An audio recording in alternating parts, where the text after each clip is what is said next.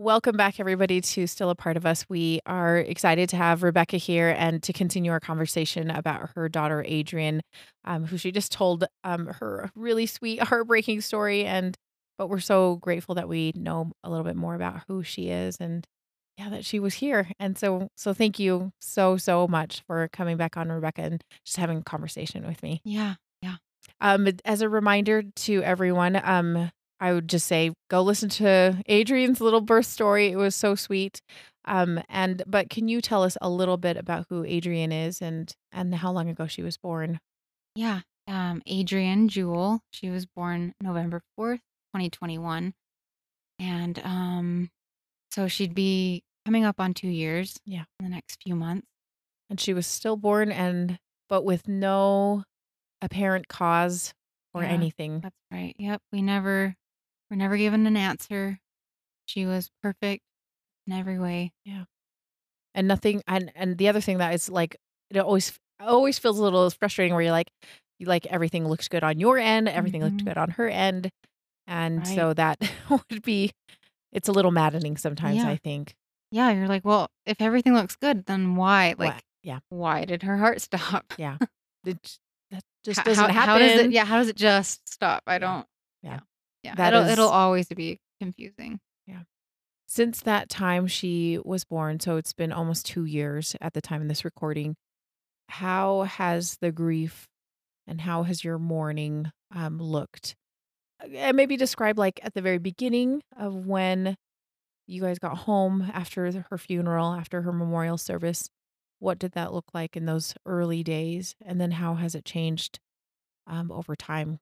I mean, the early days are the worst part Mhm. of the grieving process. And I think everybody's early days, it's different for everybody. Like, sometimes those early days can take months. Sometimes for other people, it's weeks. Um, I don't really remember. I don't remember how long we were in that phase of just numbness because that is what it was. I felt numb. I didn't, I wasn't interested in the things that I'm normally interested in. I remember that we went and we saw a movie that we were really excited for, and it was a couple weeks after she had passed, and we just needed to get out and do something that, Right. we thought we would enjoy.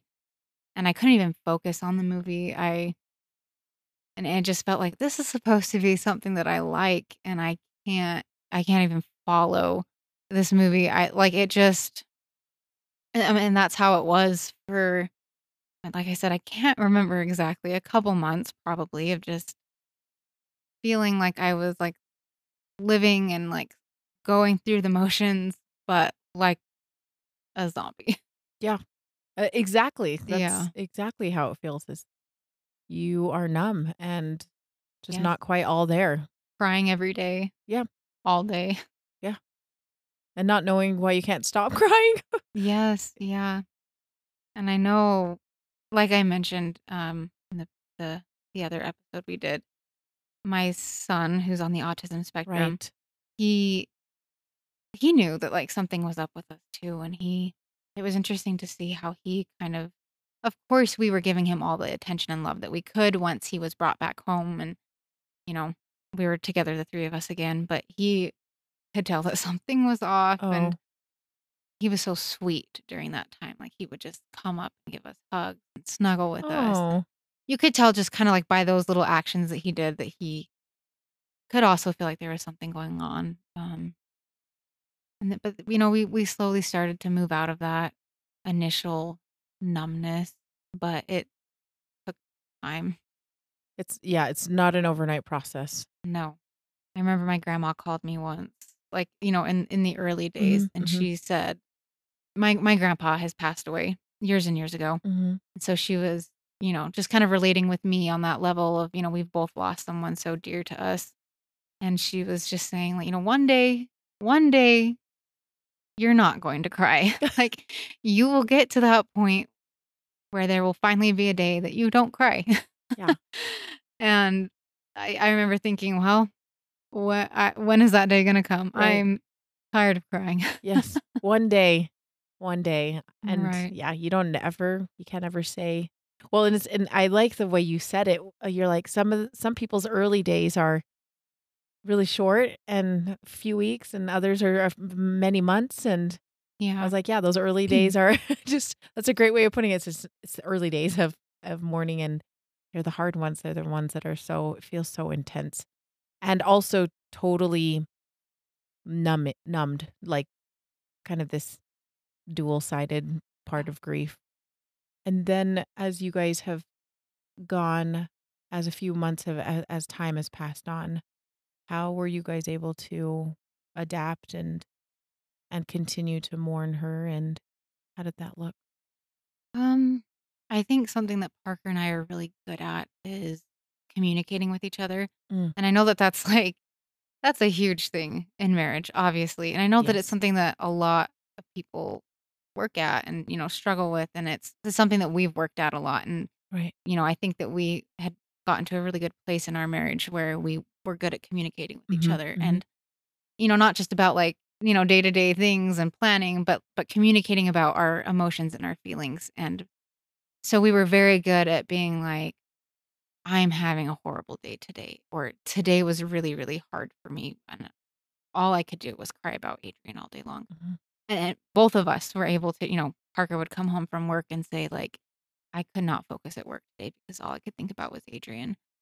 Um, and just talking about it actually like really, really helped both of us sort of, process and then come out of that initial shock, yeah, the hardest part of grief.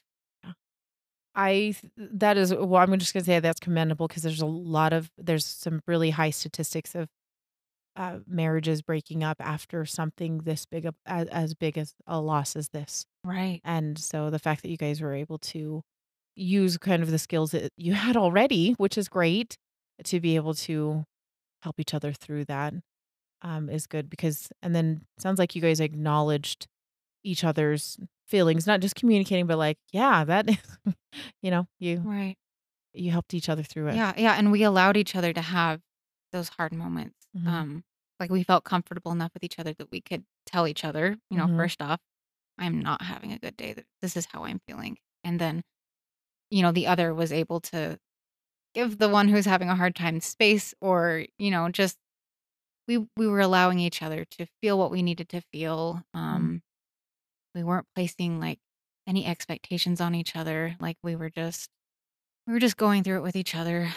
Like, we were the only 2 who experienced it like that, yeah, and so we had to lean on each other because nobody else knew what we were feeling.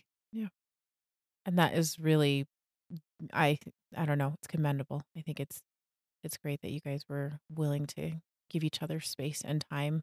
And because yeah, and the expectation, it's amazing how if you're like, "Oh, I why aren't you crying all the time?" Or "Why aren't you done crying?"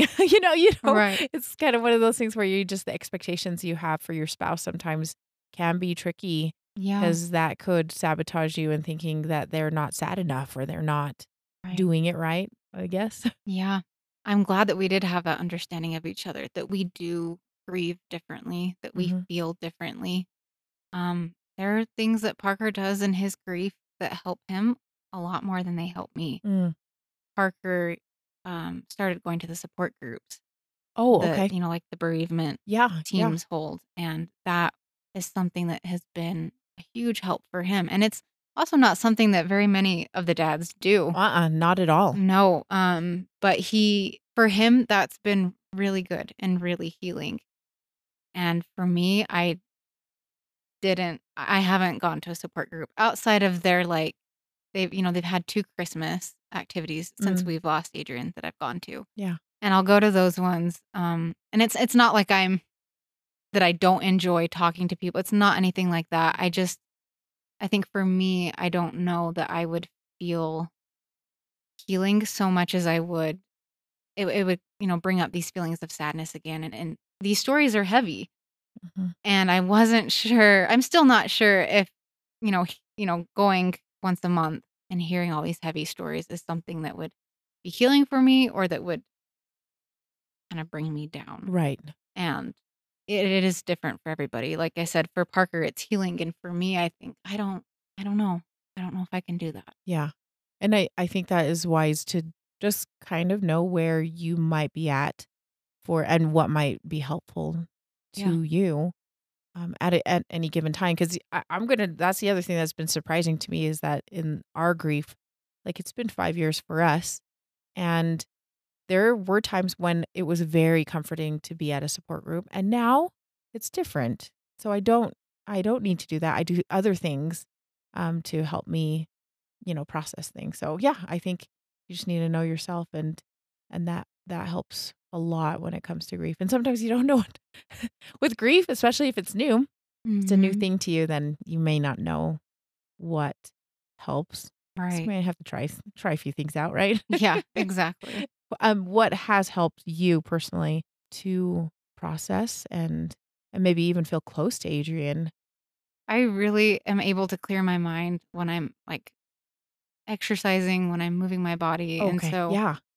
when I was finally, like, at a good place where I could start Physically yeah, exercising. right, like, after a C-section, you've gotta be a little Mhm. gentle with yourself, but, like, just getting that movement, like, daily movement into my schedule, like, did wonders for just giving me a moment to clear my head, like, that was, like, my me time where Yeah. I could, like, clear my head, like, I just had to, like, put so much focus on just, getting this hard workout in, and then I don't know, I feel a lot of healing from being able to exercise. I agree. Yeah, and I mean, right, there's studies done, right? There are tons of studies done, and I think that is, like, actually Yeah, moving your body is so, so helpful, right. like, for everybody. Especially when you don't want to. Like, Ye when you yes. when you would rather just sit on the Yeah, couch and be sad, scroll on your phone, like, yeah. those were the times especially that I was like, "I need to get up and I need to move around and do something, and I'm Mhm. gonna feel better." And it doesn't fix everything, but it does help. And I I actually started, maybe, like, 4 months, 3 or 4 Mm, months. mhm. It was enough time out that I was pretty healed.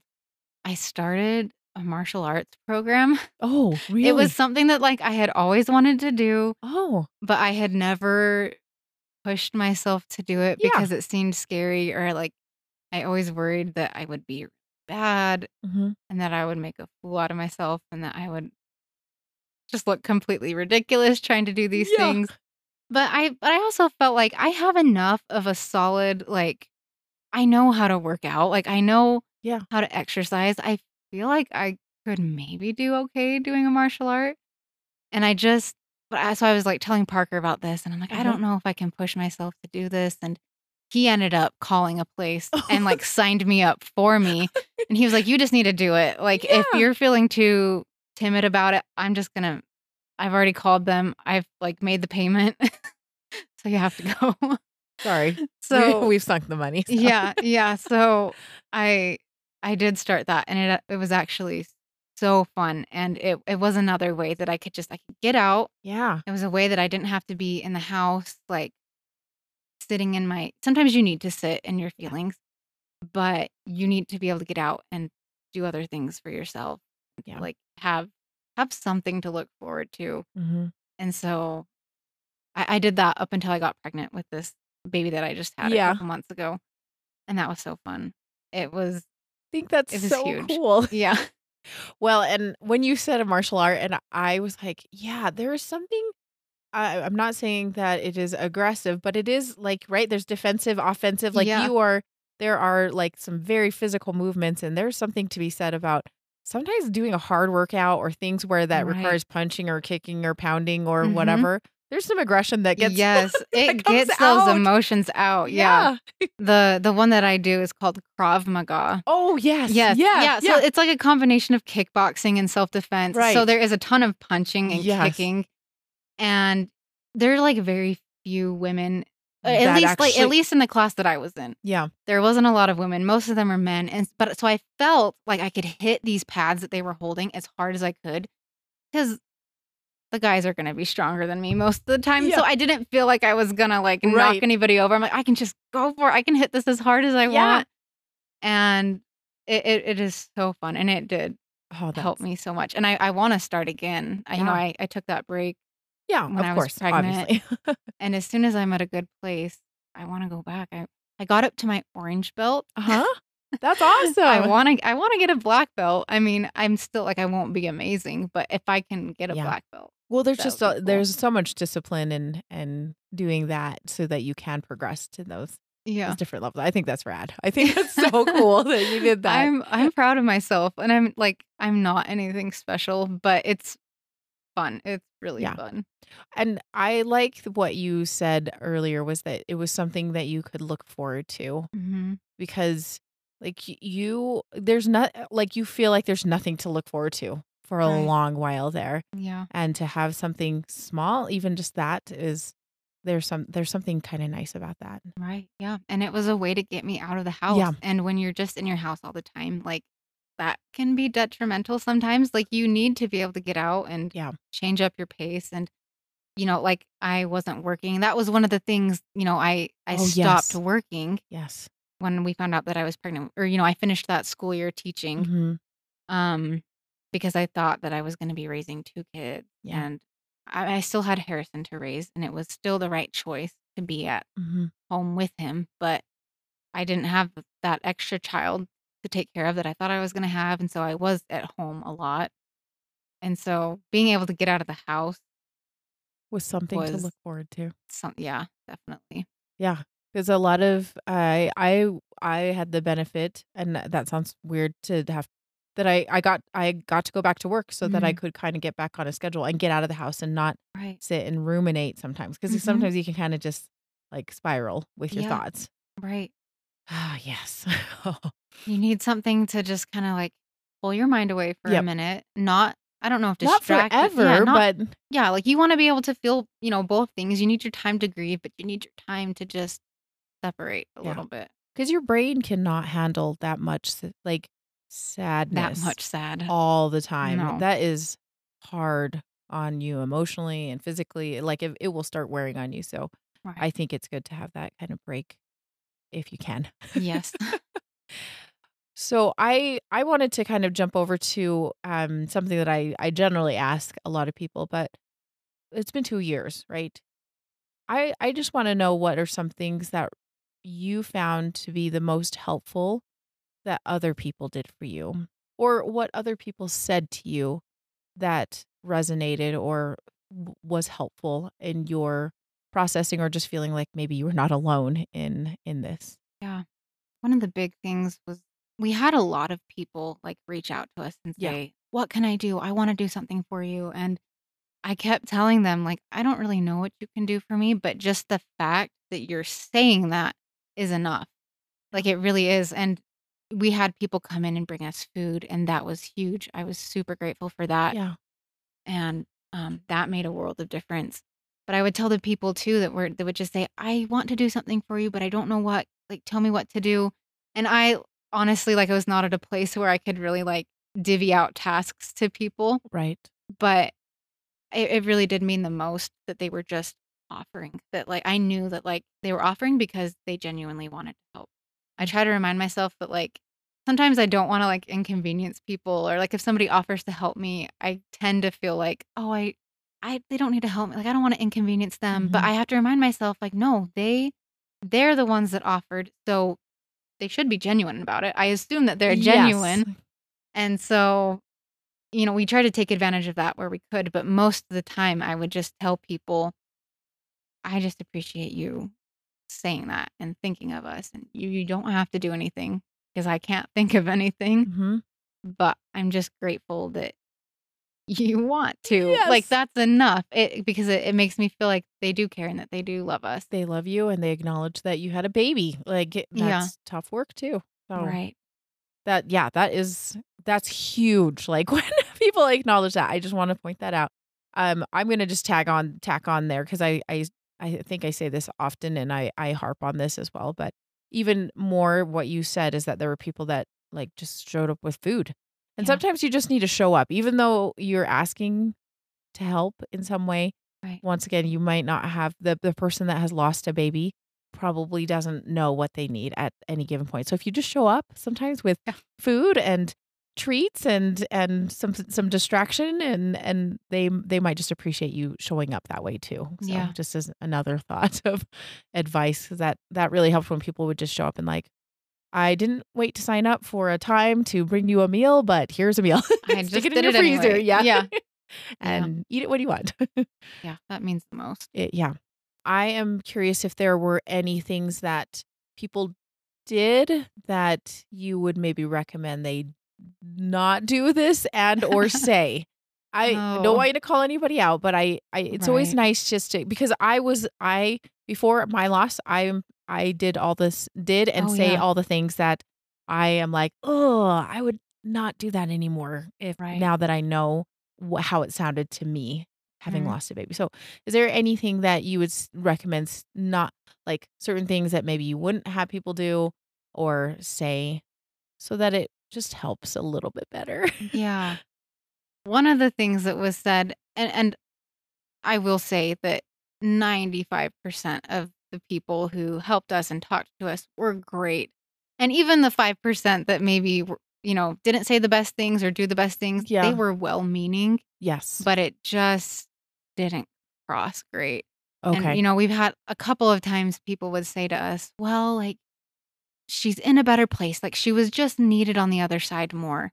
And that I I really only remember once, maybe twice that it was said, but that's a devastating thing to hear because, from my perspective, it's like she was needed more on the other side. I needed her. Yeah. I like she was definitely needed here. Yeah. So saying that she was needed somewhere else doesn't help me at all. Like Yeah. I think that I need her more Yeah. than wherever she's needed elsewhere. Yeah. A little bit of those kind of like religious platitudes can, I believe, also in the afterlife and everything. But yes, it kind of stings where you're like, no, she was really wanted here. I'm pretty sure she was wanted here, Yeah, yeah. and so yeah, I think that is hard to hear sometimes. Yes. Oh, another one, it's not so much like what people say, it's rather what they don't say. Oh, okay. And I have been guilty of this. I think before we experienced Adrian's loss, I was the person who like I remember when my brother-in-law was diagnosed with cancer Hmm. and he he told the whole family and I assume that, all of my brothers and sisters-in-law, like they all like reached out to him and were expressing their sorrow and just their support and love for him, and I didn't know what to say, and it wasn't that I didn't care about him. Right. I was devastated to hear this news, but I did not know what to say, and so for way too long, I never reached out to him because I didn't know what to do, and I finally did, and I told him, "I'm so sorry that it's taken me so long, I just don't know what to say." So I used to be like that, Hmm. but experiencing what we've experienced with Adrian, I realize now that it's better to say something than to not say anything at all, and so Yeah. I deeply regret not reaching out to my brother-in-law sooner because I now know how it feels to have people not say anything to you, Yeah. and you feel like you don't know what they're thinking because they haven't reached out to you. Like, from my perspective, it felt like, do they not care? Or Yeah. does it not matter to them as much because they haven't said anything? Hmm. I would rather and you can literally say, "I don't know what to say." Yeah. But just acknowledging just the acknowledgement of what I've been through, and I don't wanna be the center of attention at every gathering, at every conversation, but just I want some kind of acknowledgement sometimes, especially I mean, I'm okay now, but those early months, the Yes. first year, getting together with people and just having it not brought up at all or not being asked how I was at all felt like and I'm trying to see it from other people's perspective Yeah. that maybe they thought that they were worried that bringing it up would be triggering or they didn't want to remind me of bad Yeah. memories. In reality, though, you can't remind me of something that I haven't forgotten. Yeah. Yes. Like, Adrian's Yep. always gonna be there, I haven't forgotten her, and yeah, there are sad memories, but she's my child and I love her, and I want to know that people care and that they think of her, and so that's where I hope the silence is coming from, is that they don't want to Yeah. Bring it up. bring it up. they worry about how I'm going to feel, Yeah. but at least from my perspective, and I would think from other people's perspectives too, I would rather them say something. And if I am in a place or other people are in a place where they really don't want to talk about it, then you can tell people, Mhm. I don't feel like I want to talk about it right now, but thank you so much for thinking of Yes. me. And maybe when I'm at a better place, I will be okay to talk to you about it. But not saying anything at all sometimes feels like you're not thought of. Yes. Yes. I think yes, I agree with you completely with that because it Yeah. really I yes, and I do think that people are well-meaning, and they Mhm. probably are thinking that exact same Yes. thing of like, "I just don't wanna bring it up. She's gonna start crying." And Right. I'm gonna just say, be okay sitting with somebody that cries. It's okay, right? I Right. mean, Yeah. like before I was so awkward about that kind of thing, but I'm like nowadays I'm like, yeah, let's cry. Let's do it. Yeah. But I do agree with you that not having even any sort of acknowledgement is hard. And I want to say friendships kind of fall away because of that. I don't know if that Yeah. makes any sense, but Yeah. I think I've seen that in my life of just like, oh, okay, well, you didn't really show up for me in the way that I needed at the time, and so And then you don't know where to go from there. yes, exactly. Yeah. Yeah. Yeah, I agree. I I've yeah, I think other people have felt that as well, and I know I have to an extent. And one other thing I think that was kind of brought up a couple of times with Mhm. different people. The thing is, like, we all go through hard things. Like, Yes. if you haven't gone through something hard, like, be prepared because It's coming. you're somebody in your life is going to die. Like, it's Yes. going to have, like, we lose parents. That's just Yep. part of life. Whether it's, more expected like a parent or it's unexpected like a child, Mhm. like, we're all going to have hard things. But where it gets kind of messy is that I don't want people comparing their grief to my Mhm. grief. Mhm. And I think I experienced that a few times where it felt like maybe they were seeing my grief as not as big compared to what they were going through, maybe with Oh, a different loss that they were dealing with or some other hard thing that they were going yeah. through. And I kind of felt that just from I don't know, different interactions with people sometimes, that it felt like they didn't truly see me and the pain that I was in, because they felt like Maybe their loss was their loss was bigger bigger or more and important, and it felt like they were maybe undervaluing yeah. what I was going through. And it's not a competition. Grief isn't a No, competition. we would not want to be Yeah. we don't wanna be in this We're competition. all sad together. Yeah, let's just be sad together. I don't it just Yeah. there's a group of, women that I interact with, and we joke about ourselves being the sad moms because 'cause we're just the sad Yeah. we're sad together. And Yeah. yeah, grief is loss is hard, and Right. it doesn't even have to be a loss of somebody like, um, a death of somebody. It could just be like people go through divorces, people go Right. through, Yeah. yeah, cancer scares or whatever, and I mean, it's okay to just be sad and bummed out about it altogether. Right. Yeah. And I'm like I said, like, this was all of these things are things that I'm working on too. Like, Yes. with Yes. I was so quiet about reaching out to people before I experienced a tragedy of my own. And so it's something that I work on too. And none of us are perfect. And so Mhm. that's why I try to remind myself too that people are well meaning, Yes. but we can all try to be the very best that we can be. Yes. Yeah. We can show up for people, and Yeah. that's they will remember that. I feel like they will remember that. Yes, and we're always working on Yes. ourselves, to be better, to show up better for people and for ourselves too. Exactly. So as you guys have navigated, another baby, Yeah. I know this is a really loaded question, but how was that pregnancy? So hard.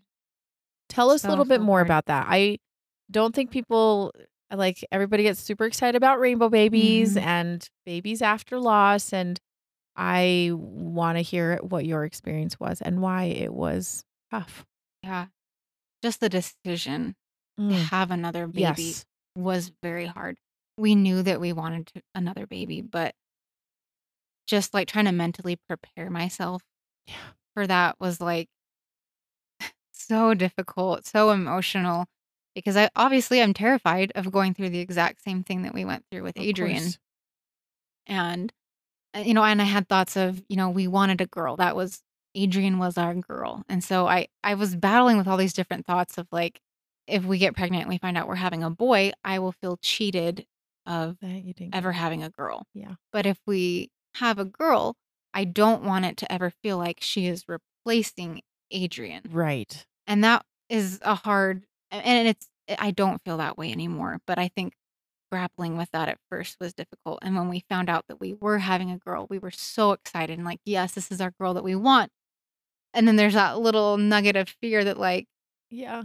I don't want her to replace Adrian. And of course, she doesn't. We haven't forgotten Adrian, but Yep. you feel all sorts of different things when you're going through a pregnancy after loss. And it's just your emotions are heightened. And I don't know. I was an emotional wreck the entire time. Yeah. The pregnancy itself was really smooth. That was my smoothest pregnancy I've had, like physically, Oh, symptom wise. Like really? I Even felt the better. best, even better than the other ones. Like I was just able to like my other two pregnancies, I was pretty inactive. I didn't exercise a lot. Like I was just tired and sore all the time. Yeah. But with this last pregnancy, I kept up with working out and that helped me feel better physically. Yes. And I think that I really needed that because the mental side of things was so difficult Yeah. because I felt like at any moment things could go wrong. And it didn't feel like we ever had, like, there was no spot in our timeline that I ever, like, there was no safe point. Like, as soon as we reach X amount of weeks, we'll be safe because we lost Adrian at 38 weeks. Yeah. So, I got to get to 38 weeks. Like, and the closer that we got to 38 weeks, the scarier it got because we Yeah. were closer to having her here, but we're also like she could still be gone, Yep. and it could just be exactly like Adrian all over again. Yeah. And it was very hard. And I don't, again, like if I hadn't experienced this, I wouldn't understand how other people deal with it, how they feel. Yeah. And so I think that maybe a lot of other people don't understand what it's like unless they go through it or unless they're really close with somebody who has. Yeah, I don't think a lot of people realize just how difficult Yeah. a pregnancy after loss can be. They just see the end result. They Mhm. just see You got your you baby. got your baby, and Yeah. yeah, whoa, yeah, we definitely got our baby, but it is so difficult to Yeah. navigate that. Yeah, because there I when you said there's so many things that you're feeling, and I was like, yes, guilt and Right. fear, and like there's just so many things, and you're like, Uh-huh. this is not the way usual pregnancies go. I'm pretty sure. Right. Some of those feelings are rational, some of them are Yes, irrational. completely. And you're like, I have I feel like I don't have any control over this, and Yeah. it is difficult to navigate. And I also know, if I'm not mistaken, that Sylvie had a little bit of a rough start too. Yeah. So that probably was Yeah. fear. I would be so scared. I just am like, oh my Oh my gosh, she's gosh. been through so much. Yeah. It again, like, didn't go the way that we wanted. Yeah. She's great now. She's Hmm. healthy, she's fine, but, the entire pregnancy, our finish line was getting her here, like, Yes. and then you Yes. just assume that everything is gonna be fine and dandy, like, n no problems are gonna arise, and again, like, you don't think about this stuff because it hasn't happened to you yet, just like the stillbirth, like, I never anticipated having a stillborn baby because I had no reason to. With Sylvie, I had no reason to anticipate, like, she ended up being life flighted to the primary children's. It was like an emergency. She was having issues with her digestive system and, Oh, she was there for a week. Things were, they fixed the issues that she had. She came back home for 2 days, and then we very once quickly again. realized that she was not okay, and so we had to go back, and then she was there for, like, 3.5 weeks. Oh, And, yeah, I was not prepared for that, and yes. I never understood how other parents must feel when their babies end up in the NICU until I went through it myself, and it was very hard. It just felt like, when Sylvie was life flighted from the hospital initially, she was life flighted 48 hours. No, After. 48, 36, maybe 36 hours after I'd had Oh, her. So I was still in the hospital. I was still yeah. recovering, and again, I had to be discharged from the hospital Without. without a baby, Oh, and it was this horrible yeah. mirroring of my last experience having I a baby. yeah, And so I'm 2 months postpartum now, which is it's still early, but I'm doing immensely better yeah, than I was earlier on. Felt a lot of anxiety. I felt a lot of stress. yeah. And I remember telling Parker, like, I don't want a dead baby again. Like, Yeah, I can't do this again. yeah. I just am I did not realize that she was life flighted too. That is Mm. that I can't I don't wanna imagine that. I don't wanna imagine that, like, that is And so, so hard. I feel terrible because I never really understood the gravity of that kind of situation Yes. until I went through it. And so now I think about other people I know who have had their babies in the NICU, or Yeah. you always, I don't know, social media, you always see somebody who has a baby who has maybe a rough start to life. Or I always just thought, oh, well, I'm so glad that they were They sent got to the out, NICU yeah, and and that they're getting the help that they need, without any kind of understanding that yes, this is devastating for the parents and so scary. And yes. Well, and ugh, also, I'm gonna just say this is probably I know where Primary Children's is hospital, in relation to where you guys are at, and they have, they have Harrison as well, so I can imagine, like, a little bit of a logistical nightmare too of, like, right. who's gonna be with Sylvie up in Primary Children's, who's gonna Yeah. be with Harrison. I Yes, again, just it was like the Adrian situation where yeah, Harrison was kind of being passed from yeah, grandparents back and forth. And with Sylvie again, he was being passed back and forth between grandparents and cousins, aunts families, and yeah, uncles, like, and our family stepped up and they did so much to help us and support us. So I'm so grateful for that. But again, it was just another hard situation yeah, of balancing, like, kind of the menial things of life with, like, really heavy stuff. yeah.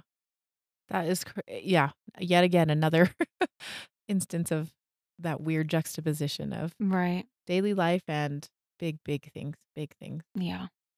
Oh, that's crazy. Rebecca, this has been such a an interesting and fun conversation about your grief and about Adrian and how you guys have navigated that. I wanted to ask if you had any last advice that you wanted to give to anybody that might be going through Mm. this time. I would just say, let yourself feel all of the things.